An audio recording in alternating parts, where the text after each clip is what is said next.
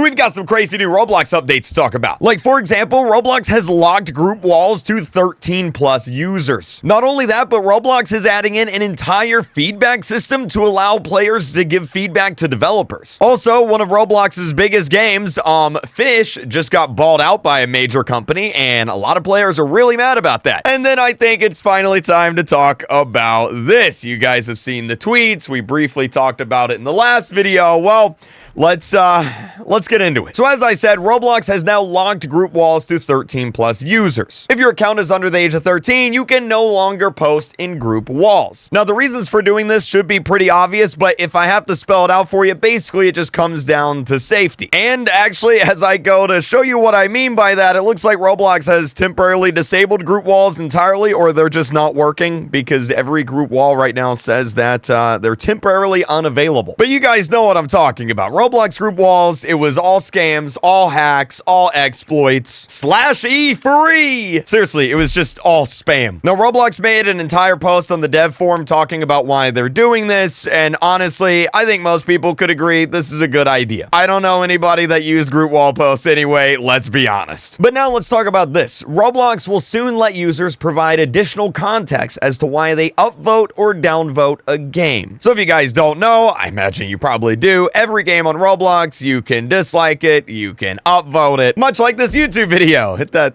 like button. Thank you. And starting soon, whenever you click the like button or whenever you click the dislike button, Roblox will actually ask you why you're doing that. So like, for example, if you like the game, it'll say, well, is it fun to play? Is the art style good? Were other people playing it nice? Did it work well on your device? Was it laggy? Was the gameplay fun? Etc, etc. And you can actually type out a response here if you want. And then this response, everything you type here, everything you show will go straight to the game developers. So like if you downvote a game, you know, items cost too much. It's broken. The game is unfair. It's laggy on my device. The gameplay is boring. Or you can type whatever you want. And then on top of that, Roblox players will also soon be able to anonymously provide feedback about a game to send directly to the creator. So essentially, there's going to be a little button underneath the game. It's going to be the feedback button there. And whenever you click it, you can send a response. It says responses are shared anonymously and, you know, by sharing, etc, etc, etc. But basically, you can type whatever you want here. It goes straight to the game developer and you can give feedback. As the comments here on Twitter say, huge W, love this, game changing, great updates, this is awesome. I don't know of anyone that would be mad about this. This is great. And here we have another big W update. Starting today, you can now directly archive avatar items. Now, let me explain what this means. So I'm sure you guys have probably seen these Adidas shirts on Roblox, especially if you're a long-term Roblox player. You've been playing a long time. You've probably seen the Adidas merchandise. And you've probably also seen me talk about players getting banned for the Adidas merchandise, right? Because Roblox was going through and they were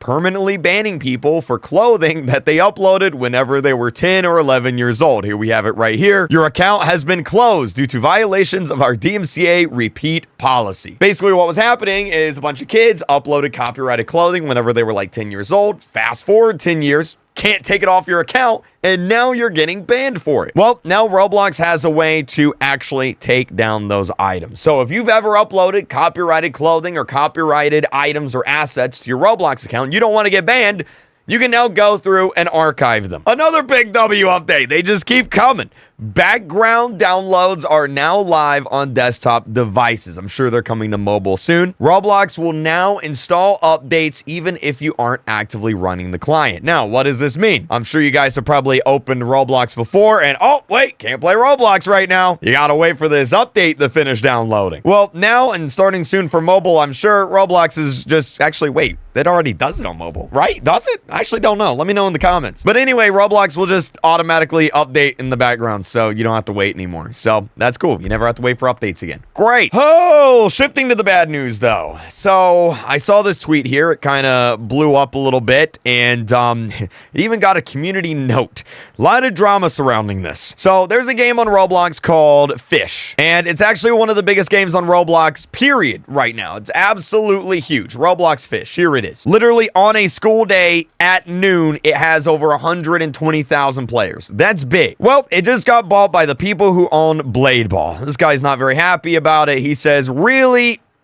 sucks to see this. My GOAT game is washed. Can't have on Roblox anymore. And here's a screenshot we can see, and actually I have the website up right here. Do Big Studios. If you click on Explore Our Games, there it is right up there. Roblox Fisch, Roblox Blade Ball, Dusty Trip. They own a lot of games here, as we can see. And here's another tweet that's kind of went viral, 4.5 thousand likes. Seeing a good, successful Roblox game made with passion sell their game to a money-greedy company actually hurts, bro. And you know what? I'm actually going to like that tweet. Now, the developer actually released a statement on this drama, on a lot of the players being unhappy. I'm not going to read through the whole thing, but essentially what it is this right here.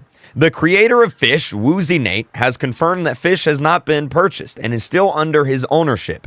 He has partnered, though, with Do Big to heavily assist him with production and upkeep due to not keeping up with the current demand of players. Basically what happened, this one guy made this game, it blew up. Players obviously want more and more updates, and he's just been super stressed about it, and so he apparently partnered with this company to help him out. Now here's the thing that sucks, right? And look, I've been on the side of this. I know how this all works. You have these massive companies that anytime a game gets big or viral, they just buy. And there's a bunch of companies that do this. Not every one of these is bad, right? Some of them are, you know.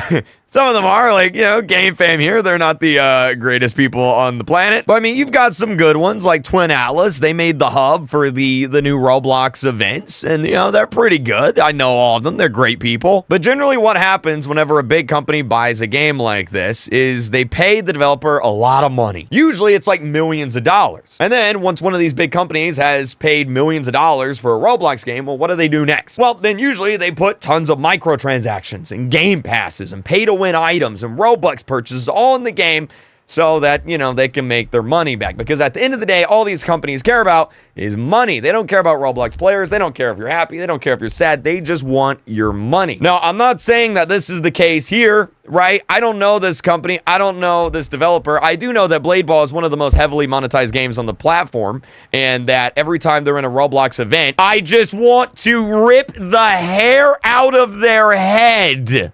But besides that, I'm sure they're great people. Now, it looks like, just like I said, they've already started filling it up with Robux. As we can see right here, tweet, not even a day in, and there's already Robux purchases. And I mean, look, I don't blame the developer. If I got paid millions of dollars, I'd probably take it too. Let's be real. Most people probably would take millions of dollars. It just sucks to see. Now, with one day to election day, tomorrow is election day here in America. Let's finally talk about this. The RTC tweeted and said, according to KreekCraft, plans to stream Roblox with Kamala Harris were unfortunately canceled. Yeah, this was going to happen. I was scheduled to live stream Roblox with Kamala Harris, the current Vice President of the United States of America, and depending on how tomorrow goes, maybe the future president of the United States of America, too. Now, there has been a lot of reaction to this, clearly, like, oh my God, wait, what? How is this even possible? How would KreekCraft do this? Like,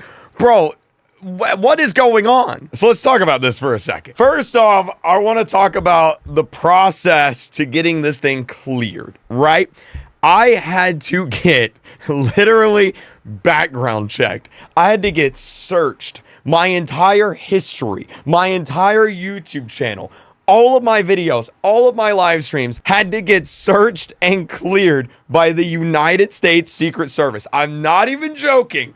The Secret Service spent hours, probably hundreds, maybe thousands of hours watching my YouTube videos to make sure that I'm, you know, good. Spent thousands of hours running background checks on me, making sure that I'm not some secret criminal or that I didn't do something bad in the past, right? They ran searches on my house, on my family, on my history. Kind of crazy. Also, really funny to think about, the Secret Service had to watch me react to hours of Skibidi Toilet. So, Secret Service, if you're watching this, I hope you enjoyed the Skibidi Toilet. Now, the reason why this ended up not happening is due to scheduling. As you might imagine, Kamala Harris is very busy right now. And so the live stream ended up not happening, which sucks. Now, the plan was to actually play Dress to Impress with her. We were going to do a President's theme Dress to Impress. That was the plan. If we had extra time, we were going to do something like Doors, maybe even Piggy, who knows, right? But that was the initial plan. And the point of the stream, and we made this very clear, right, wasn't to endorse anybody. It wasn't to,